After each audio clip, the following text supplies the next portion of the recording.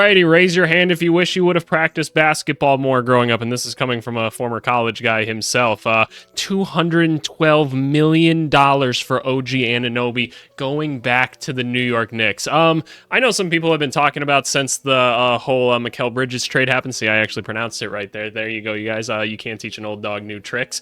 But I know a lot of people were saying like, oh, OG's gone now, this and that. And there's been a lot of confusion about how the CBA works and how the salary cap works and everything. Just know this is a rule of thumb. You can always re-sign your own guys. That's what the whole contract system is set up to do. You can always re-sign your own guys. Like the NBA is never going to stop you from doing that. You can go over the cap to do that. How much you can give them is dependent not on how much money you're paying other people, but how long you've had that player and things like that. That's what bird rights are. But OG Anunoby is back with the Knicks. This team is so stupid loaded. So I don't think I need to talk about too much how good this team could possibly be. I've been seeing people debate kind of online, can this team take out the Celtics? I very well think it could. Because here's the thing, right? All the defensive switchability and everything, all the people that in theory should play well off each other, the star power is maybe a little bit lower, but the Knicks play a very certain style of basketball, and they're a lot more systematic than the Celtics are in a lot of things. Now, I'm not saying that the Celtics play with no strategy, but the Knicks are very fine point with how they do things, and their effort is enough to honestly win you some games anyway. So if healthy, that's a big thing, right? And that's a big thing for every single team, right? If healthy, this team is probably second on my list right now for the finals next year. And look, what the hell does that mean? Nothing much right now, right? Because we don't know where anybody else is going at this point. But if the Knicks brought in no more players, this team is stacked as it is. So 5 years, $212 million. Obviously, the New York Knicks were really, really good whenever they had OG Anunoby last year. They made the trade, and he instantly fit right in as a guy that didn't need the ball to start succeeding. A great defender. What did they lose? 3 games the whole time when they had him, or something stupid like that. During the playoffs, it felt like OG Anunoby was just hitting clutch shot after clutch shot for them. Whenever it just seemed like a possession was about to die, OG Anunoby somehow broke free and hit some sort of crazy sword through the chest 3 to push the game forward and just keep going.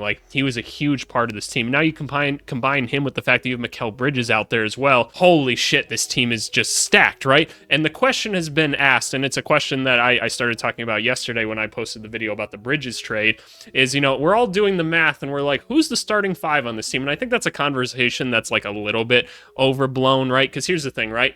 There's egos in basketball, but there's something that always fixes an ego in basketball, and that's winning basketball games. If somebody's in a bad mood and you're winning games, something's just not right with that person, right? I can't tell you how many teams I've been on where there's guys that feel like they should be starting, but they're shit, we just keep winning basketball games.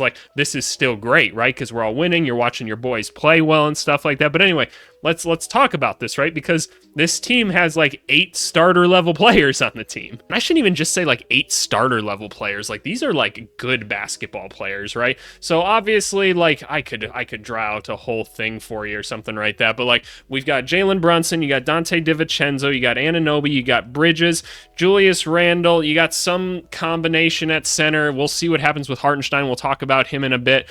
Mitchell Robinson, Josh Hart is out there as well. You got some pretty damn good basketball players. Josh Hart's probably cool being on the bench. Doesn't matter anyway. Super 6 man. That's awesome, right? And now the question becomes okay, Julius Randle, not really a center, so you probably have to have a center out there, at least for certain lineup purposes. I'm not saying you can't play Randle at center sometimes, but okay. And then you probably want to play Anunoby and Bridges. DiVincenzo was phenomenal with those guys. When he was in there, he creates a lot of opportunities with his movement and his shooting. Brunson's obviously Brunson. He's the best player in the team, right? So it's okay, there's kind of there's an odd fit here. Who's the odd man out? A lot of us will say it's actually probably Julius Randle. Julius Randle's probably the second most talented player on this team. But looking at the team you have around now, his play style doesn't exactly fit. And I know some people will shit on Julius Randle and be oh, he sucks in the playoffs or whatever, right? Like that. It's well, he doesn't suck in the playoffs. It's just a little bit easier to game plan for him because his game is a little bit more simplistic and it's more athletic based, which is still maybe a knock on him. I mean, Joel Embiid kind of has the same problem, and that's why sometimes he struggles in the playoffs, is because it's really not that complicated to game plan for him. It's still not easy, don't get me wrong. You still have to stop these freaks of nature from doing what they want to do. But like strategically, it's not that hard to draw something up at the end of the day. So you look at Julius Randle in this situation and you go, okay, like we've got this all NBA level player that we kind of don't need, which I just haven't seen a situation like this before. It's so interesting and a phenomenal problem to have. And let me make it very clear. The New York Knicks could very well just say, okay, that's not our fucking problem that we've got all these great basketball players on one team. Sorry that you guys didn't do it. We're just going to play them all, and whoever plays.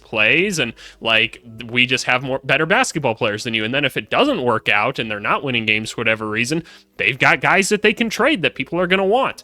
And so I look at like a Julius Randle or something, and personally, I would have to imagine that they're like at least considering moving him, right? I feel like we all think that that's the logical next progression in this. Where he goes, we have no idea. I can't even begin to think where I would possibly send him in something. Maybe the Bulls take him on for some reason, because that's something the Bulls would do, right?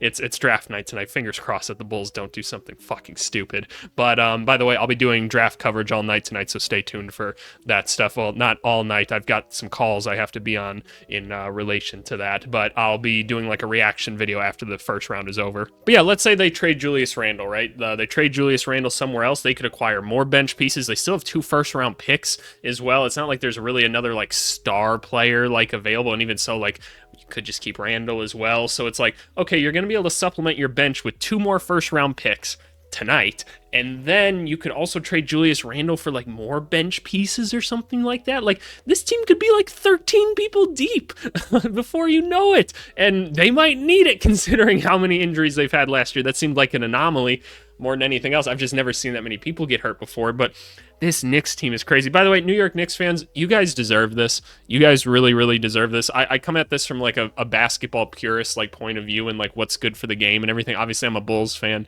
first, and that's where my allegiance lies, but I just love basketball more than anything else. And one, it's great to see New York being competitive in basketball again. That's really, really exciting. But like, you guys have just been through it a lot as like fans and everything. So I want you guys to have a good team, and you guys are doing things the right way. And I really, really like it. So you've got the Villanova boys, you got OG Anunoby here.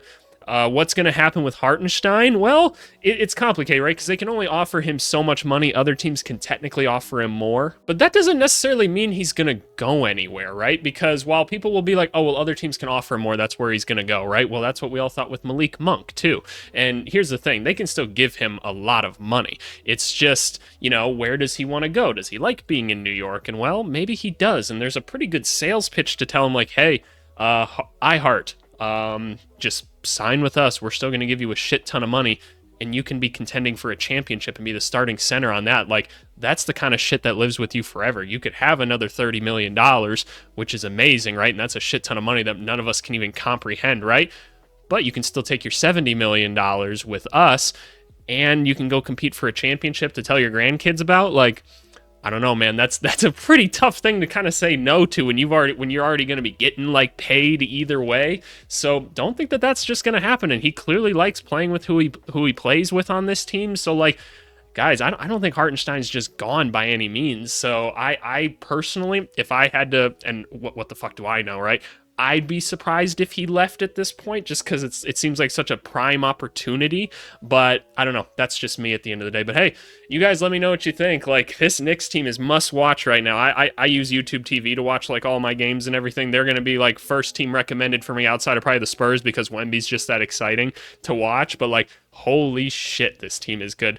Shout out to you guys, Knicks fans. You guys deserve it. Very, very exciting time. And hey, by the way, I made a new logo and everything. That's when the news dropped. I literally just finished making a new logo and banner. Let me know what you guys think of it. I'm not an artist by any means. I know how to do all the graphics stuff, but I'm not that great at it at the end of the day. So you guys let me know what you think. I was just kind of fucking around with it for a while. And hey, make sure you guys like, subscribe, and comment. I've responded to every single comment to my YouTube channel up to this point, and I intend to keep on doing so. Remember, if you get an objection, it means you basically did a stupid internet comment, and I don't want those, and I will hide you. Thanks so much, y'all. We'll talk to you guys later. Bye.